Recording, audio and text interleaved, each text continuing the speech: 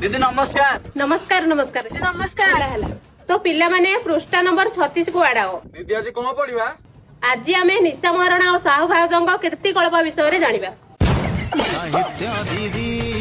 ए केही अन्य मनस्क हबनी, that is very very important topic. Okay तो एमानकर जन्म निघी निघिया खोरा बेल रे होइथिला आउ एमाने यात्रा जगत को पूरा कलंकित करी रखिछंती। उदाहरण स्वरूप जदि जड़े बापा ता झील सहित यात्रा देखा जाऊँगी तो सेठू से लज्जित हुई घर को फेरुछंती। ये बड़ी अच्छी बात कही आप। आउ खास करी 18 वर्षर कम वयस्क पिलांक उपरे यार बेसी प्रभाव पड़ुछि। भाई मोर भी पाठ पढ़ियार बयस होइछि मु जाऊ।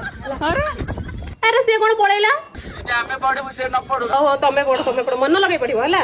एमानक पाखरे युद्ध करिया पई बहुत बड़ बड़ अस्त्र शस्त्र रहिछि, कारण तांको पाखरे बहुत बड़ बड़ बम रहिछि।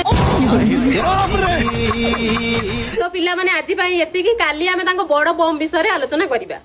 हाय हाय हाय साहित्य ओके भगवान।